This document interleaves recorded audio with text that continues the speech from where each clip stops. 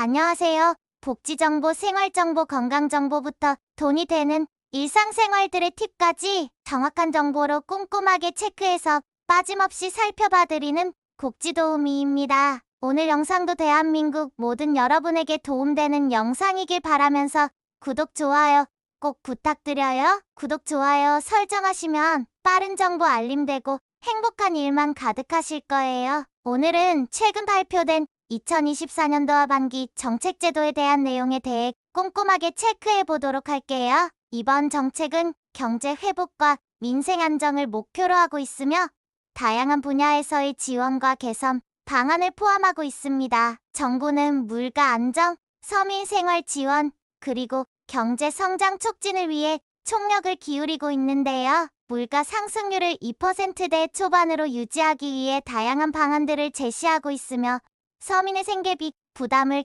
경감하기 위한 정책이 강화됩니다. 먼저 음주운전 경력이 있는 운전자들에게 큰 변화가 있습니다. 2024년 10월 25일부터 최근 5년 이내에 2회 이상 음주운전을 한 경력이 있는 사람은 음주운전 방지 장치가 설치된 차량만 운전할 수 있게 되는데요. 이 장치는 운전자가 술을 마신 상태에서 차량을 운전하는 것을 방지하기 위해 설계된 것으로 음주운전 사고를 줄이는데 큰 역할을 할 것으로 기대됩니다. 음주운전 문제는 매년 심각한 사고를 유발해왔기 때문에 이번 정책이 음주운전 예방에 큰 도움이 될 것이라고 합니다. 다음으로 12월 1일부터는 5인승 이상의 승용차, 승합차, 화물차, 특수차 등 다양한 차량에 차량용 소화기 설치가 의무화됩니다. 이는 화재 발생 시 초기 대응을 통해 인명피해와 재산 피해를 최소화하기 위한 조치로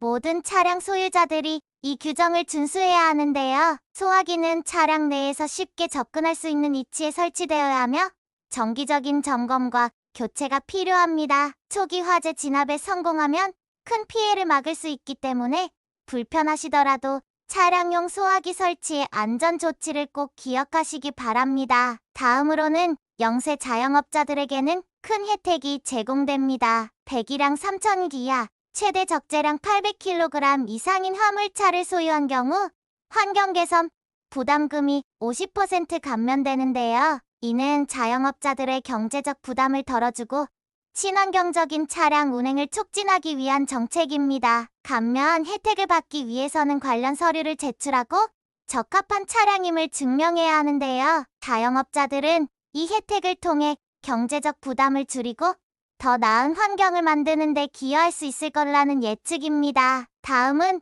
도로에서의 기상정보 서비스에 대한 내용인데요. 12월부터는 주요 도로 노선의 기상정보 서비스가 확대됩니다. 이 서비스는 도로 이용자들에게 실시간으로 기상 상태를 제공하여 안전한 운행을 도울 것이라고 하는데요. 특히 폭설, 폭우, 강풍 등 위험한 기상 조건이 예상될 때 빠르게 대처할 수 있도록 지원합니다. 이를 통해 도로에서 발생할 수 있는 사고를 줄이고 운전자들의 안전을 확보할 수 있다고 하는데요. 기상정보 서비스는 도로 이용자들에게 매우 중요한 정보가 될 것이라는 예측입니다. 다음은 홍수 및 산사태에 대한 정보 서비스입니다. 7월부터는 내비게이션을 통해 운전 중 홍수 경보 및 댐 방류, 지점, 접근 시 경보를 제공하는 서비스가 강화됩니다. 이는 운전자들이 홍수로 인한 위험을 미리 인지하고 안전한 경로로 이동할 수 있도록 돕는 중요한 정보인데요. 특히 여름철 집중호우로 인한 홍수 피해를 예방하는 데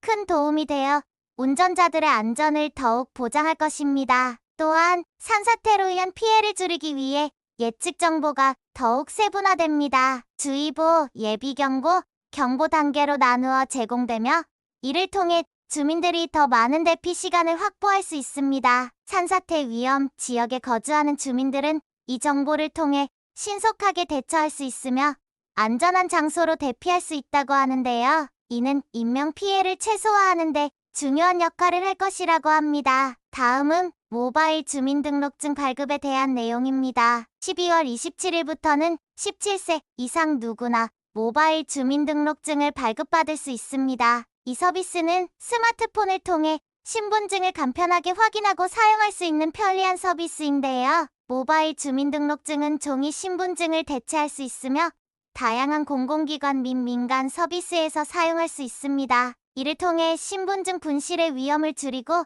더 안전하게 신분을 확인할 수 있도록 조치한 것이라 합니다. 다음으로는 정부 지원금 부정수급 시 형사처벌 강화에 대한 내용입니다. 2024년 9월 27일부터는 정부 지원금을 부정하게 수급한 경우에 대한 형사처벌이 강화됩니다. 최대 3년 이하 징역 또는 3천만 원 이하의 벌금이 부과되며 부정수급을 예방하고 정부 예산의 효율적인 사용을 보장하기 위한 조치인데요. 주위에 부정수급을 하고 계신다면 이 내용 공유해 주시면 도움이 될 것 같습니다. 다음은 학자금 대출에 대해 말씀드리겠습니다. 기존에는 기초수급자, 차상위 계층, 다자녀 가구가 재학 기간 동안 학자금 대출 이자가 면제되었는데요.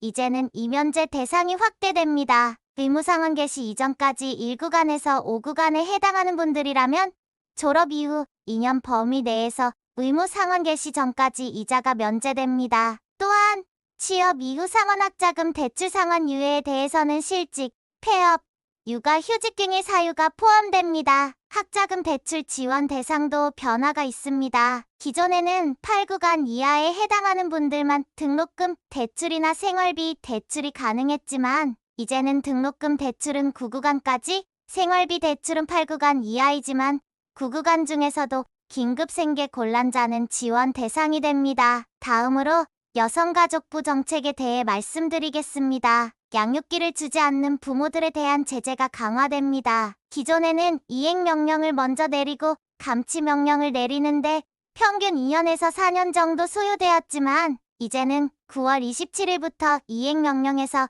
감치명령 없이 바로 제재 조치가 들어갑니다. 운전면허 정지, 출국 금지, 명단 공개 등의 제재가 즉시 이루어집니다. 또한 스토킹 피해자 긴급주거 지원 사업이 전국으로 확대됩니다. 지금까지는 서울, 부산, 인천 등 6개 시도에서 실시되었으나 이제는 전국 17개 시도로 확대되어 24시간 운영 체계의 안전 장비까지 구축됩니다. 다음은 보건복지 고용 분야에 대해 말씀드리겠습니다. 국민마음, 건강 돌봄을 위한 심리상담 서비스가 실시됩니다. 우울하거나 불안한 국민들을 위해 1급 유형은 8만 원, 2급 유형은 7만 원으로 가격이 책정되며 소득 수준에 따라 본인 부담금이 차등 부과됩니다. 신청은 읍면동 주민센터에서 가능하며 복지로 온라인 신청은 10월부터 가능합니다. 또한 긴급 돌봄 지원 사업도 도입됩니다. 질병이나 부상으로 인해 급하게 돌봄 서비스가 필요한 국민들을 위해 최대 30일,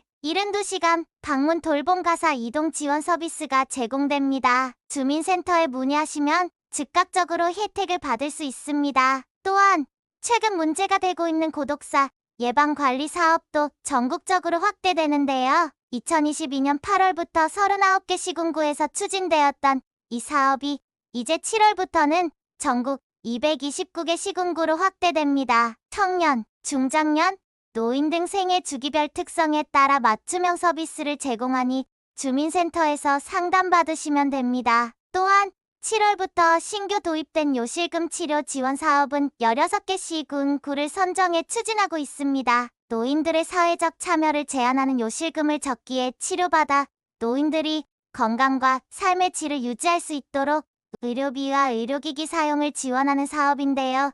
지원 지역으로는 광주광역시 서구, 경기도 광명시, 강원특별자치도 양양군, 정선군, 화천군, 충청북도 보은군, 청주시, 충청남도 공주시, 금산군, 보령시, 홍성군, 전북특별자치도 남원시, 전라남도 담양군, 영광군, 경상남도 창원시, 남해군을 2024년 사업수행 지역으로 선정하였습니다. 의료비 지원 사업은 60세 이상 요실금 진단자 중 저소득층 기초생활수급자, 차상위 등을 대상으로 연 100만 원 범위 내에서 요실금 관련 의료비 본인 부담금을 지원합니다. 위기 임신 상담 및 보호 출산 지원 제도에 대해 말씀드리겠습니다. 출산과 양육으로 어려움을 겪고 있는 위기 임산부는 상담 전화 1308번을 통해 경제적 지원을 받을 수 있습니다. 또한 법률적 지원, 출산 전후 주거 및 돌봄, 산후조리 등 다양한 연계 서비스를 받을 수 있으니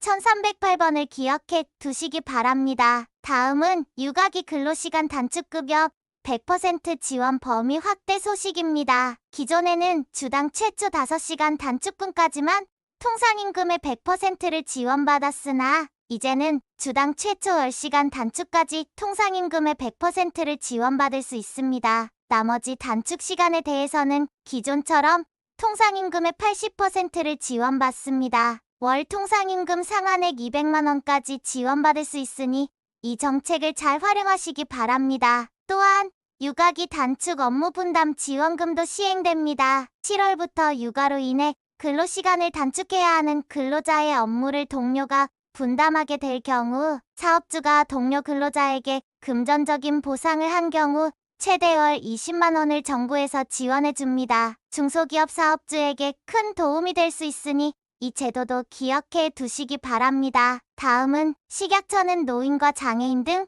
취약계층이 이용하는 급식시설을 전국적으로 확대할 예정입니다. 현재 68개소에서 지원 중인 급식 영양관리가 2026년까지 228개소로 확대될 예정입니다. 급식 시설을 이용하시는 분들은 이 점 참고하시기 바랍니다. 문화체육관광 분야에서는 7월 1일부터 여권 발급 비용이 인하됩니다. 전자 여권의 경우 국제교류기여금이 3,000원 할인되며 단수 여권과 여행증명서의 발급 비용이 무료로 변경됩니다. 여권 재발급은 정부24 앱뿐만 아니라 민간 앱을 통해서도 신청할 수 있습니다. 11월부터는 초미세먼지 고농도 예보가 전국으로 확대됩니다. 기존에는 수도권, 충청, 호남권에서 제공되던 예보가 이제 강원도, 영남권, 제주권으로 확대됩니다. 기상청은 5일째 날씨 정보를 오전, 오후 단위가 아닌 3시간 단위로 세분화하여 제공할 예정입니다. 산업통상자원부는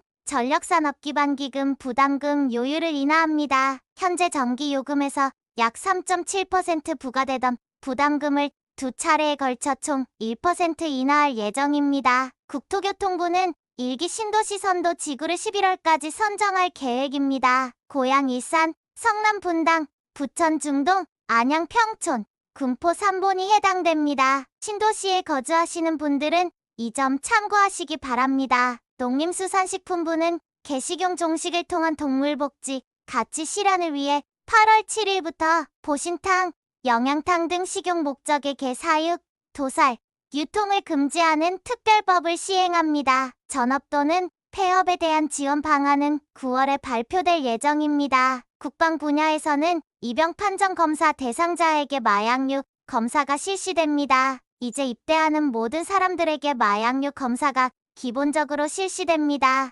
행정안전 분야에서는 인감증명서를 9월 30일부터 정부24에서 무료로 발급받을 수 있습니다. 다만 법원이나 금융기관에 제출하는 용도의 인감증명서는 주민센터에서 발급받아야 합니다. 드론 비행 관련 법규도 변경됩니다. 무역항 항만 시설에서 드론 비행 시 사전 승인을 받아야 하며 이를 위반할 경우 최대 1천만 원의 과태료가 부과됩니다. 마지막으로 112 신고 운영 및 처리에 관한 법률이 시행됩니다. 경찰관의 긴급 조치를 방해하거나 피난 명령을 위반할 경우 과태료가 부과됩니다. 112에 거짓으로 신고한 경우에도 최대 500만 원의 과태료가 부과되니 주의하시기 바랍니다. 오늘은 2024년도 하반기 달라지거나 새롭게 추가되는 정부 정책, 복지 혜택에 대해 꼼꼼하게 체크해봤는데요. 오늘도 좋은 정보가 되셨다면 힘이 되는 구독과 좋아요 꼭 부탁드리고요.